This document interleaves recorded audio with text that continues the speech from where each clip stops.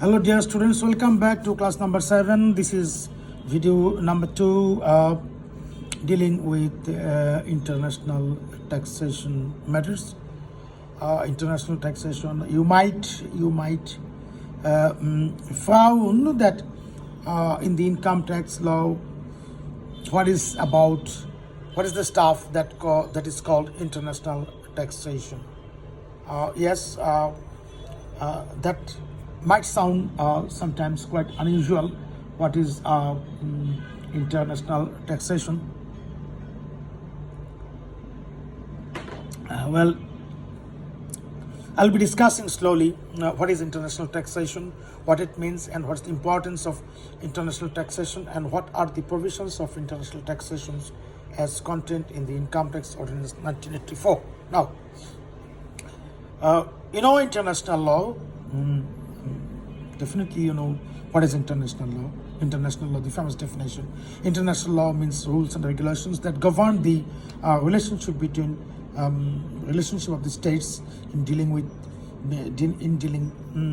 issues among themselves in relation to state and other actors like NGOs and international institutions, etc., etc. So that those rules and regulations actually are considered as international law.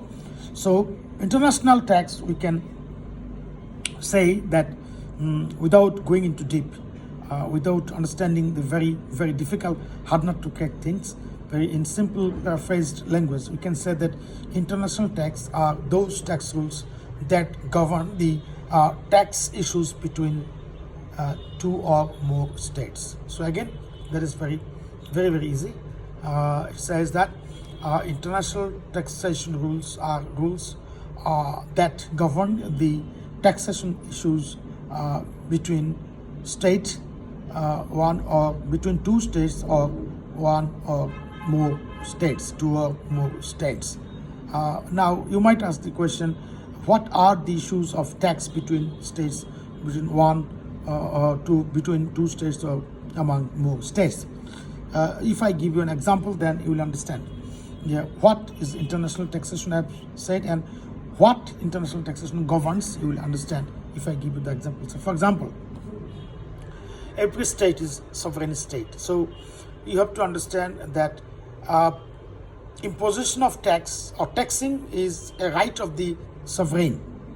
Taxing is the right of the sovereign. So, Bangladesh is a sovereign country. You are a Bangladeshi or Bengali, whatever. You live in this country. You are coming from another country and working here. Non-Bengali people or non-resident people coming from another country. So everybody, you as a Bengali, or you as a Bengali, or the other persons, resident Bengali or non-resident Bengali, or some other persons who are coming here, all are working here. So whatever they do here and they earn income, that income is subject to tax by the sovereign. Sovereign means by Bangladesh, and Bangladesh has the exclusive right to tax on that person, on those economic activities. Now, say for example, one Singaporean citizen or Chinese citizen, he is in Bangladesh, he is working in Bangladesh. So once he's working here, he will have his income. So since he is earning his income in Bangladesh, Bangladesh has the right to tax on that income. Whose income? Income of the Chinese citizen. On the other hand, China might want to tax on that income, because he would say China would say that, well, you are a citizen of China, so whatever income you have here or in other countries, global income, you have to pay tax on that. So so look, this Chinese fellow, he is earning in Bangladesh, so he's paying tax once. He's paying tax. Firstly, he's paying tax in Bangladesh, because Bangladesh has the right to impose tax on his income, because the income is being generated in Bangladesh. Again, when he goes back to China, the Chinese government will say that you have to pay tax on that because you are our citizen. So one income is taxed twice. Again, under these circumstances, one income is taxed twice. That is called double taxation. Again, what is that called? That is called double taxation. Taxing one income twice. Slaughtering one cock twice. Slaughtering one cow twice. This is not fair. Obviously, this is not fair because I have my income and I pay tax once. Why should I pay tax on the same income twice? So to avoid this, so that one income is not taxed twice, there are some rules and regulations which regulate the issue, monitor the issue that one income is not taxed twice. Those rules and regulations are called international taxation. That is the domain of international taxation. Now, I believe that the issue of international taxation is now clear to you.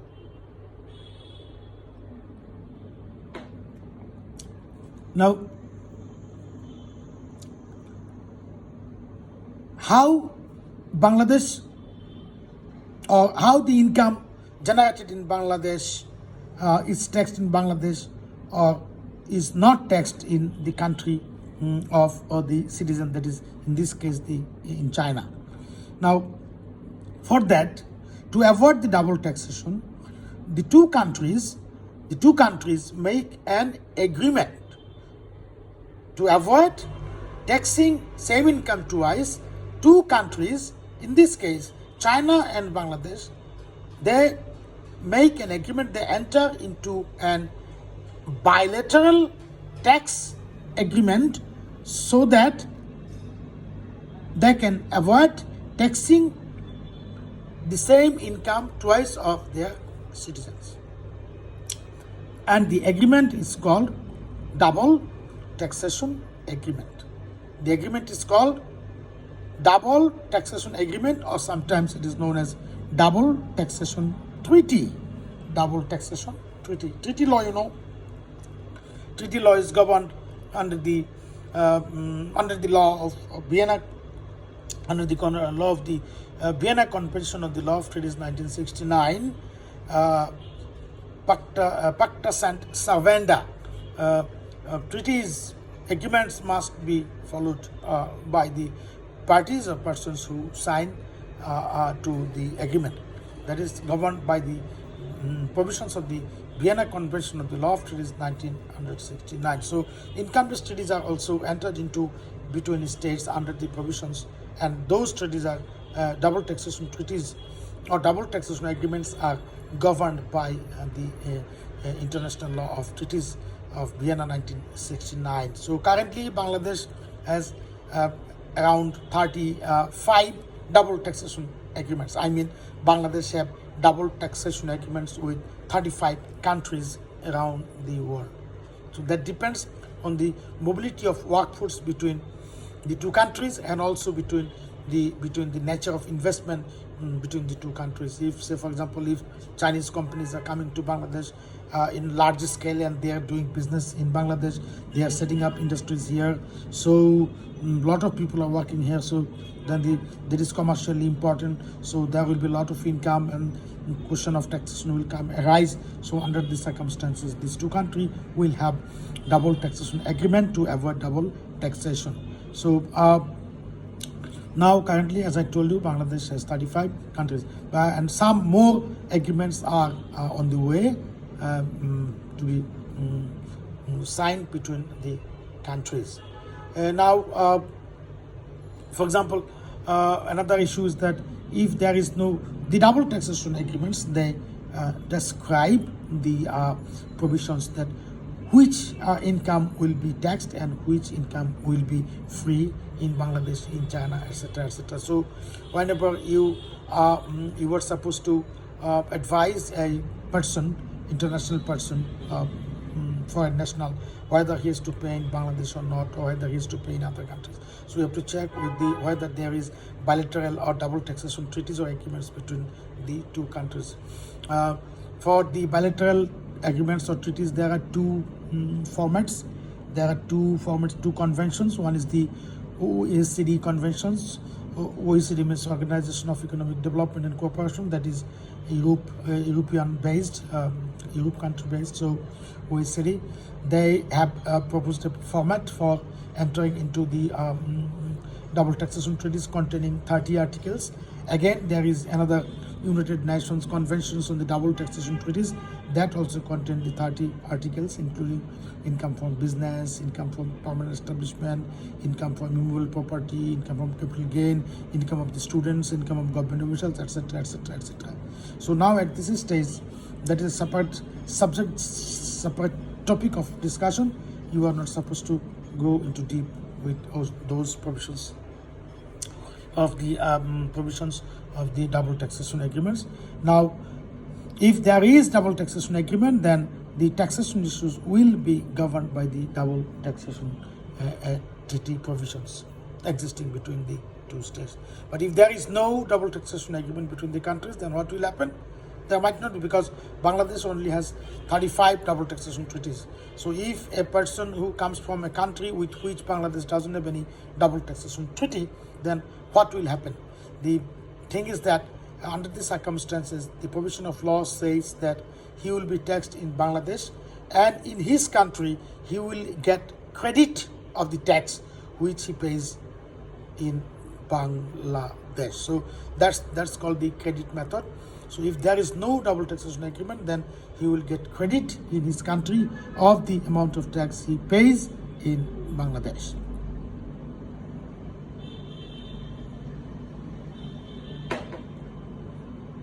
Now, international law is not limited within this issue of not taxing the same income twice, but also the international law concerns the behavior and compliance of the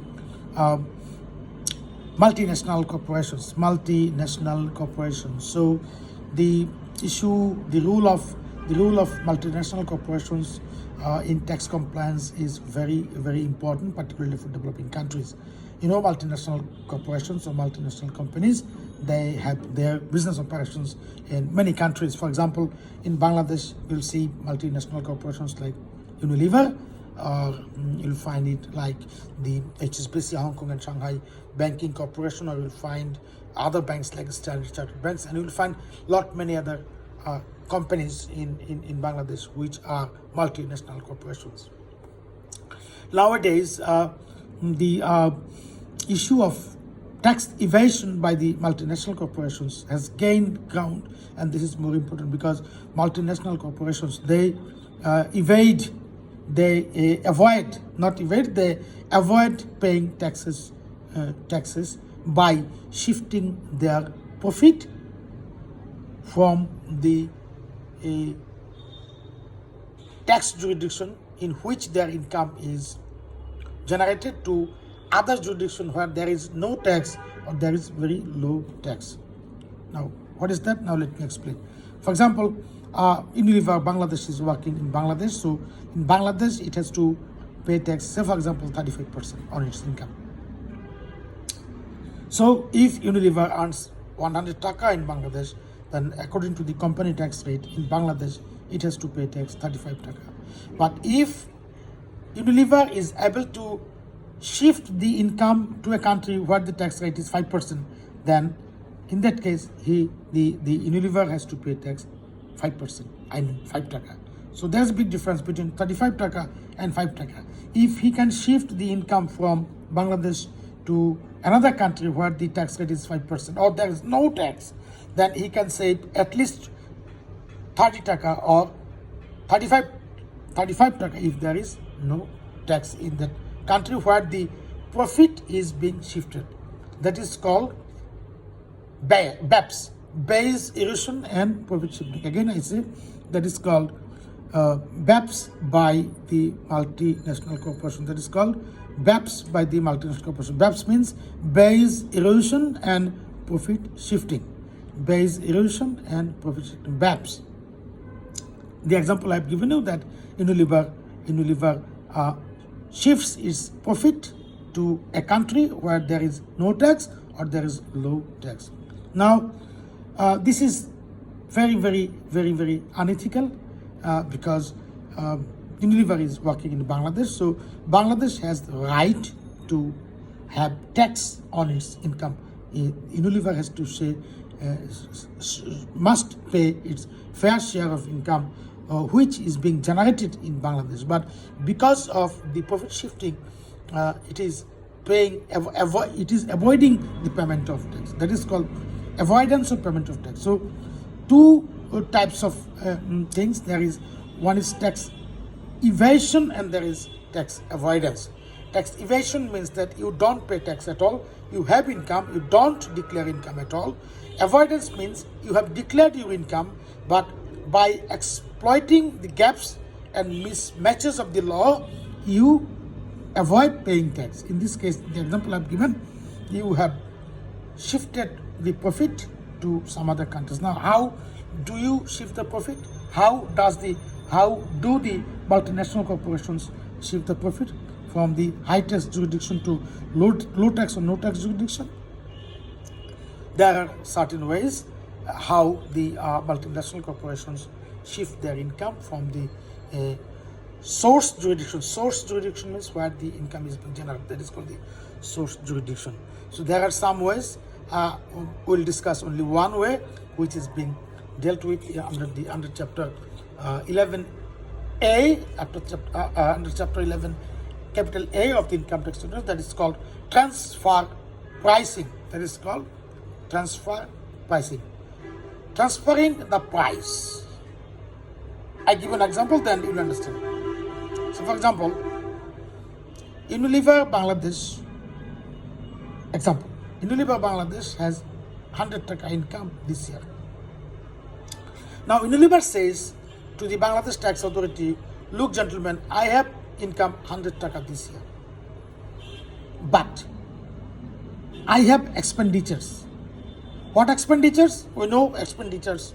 There are expenditures under section 29 of the income tax ordinance, and section 30 also deals with certain expenditures which are not allowable or admissible under certain circumstances. Section 29 omnibus clause says that any other expenditure wholly and exclusively spent for business purpose must be allowed as a deduction from the total income. Now, in this case, Unilever says that, look, I have purchased raw materials from Unilever Luxembourg. So in Luxembourg, there is no tax, or there is very few 2% or 3% corporate tax. Now it says that I have procured raw materials from Unilever Luxembourg. So and the price of the raw material is 95 taka. So the argument is this: yes, I have 100 taka, but I have procured raw materials which amounts to 95 taka. I had to make a turnover of 100 taka. I had to spend 695 taka for raw material to which I procured from. Excuse me.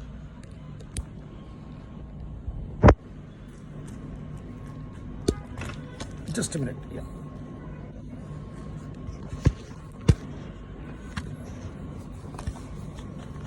There is some problem.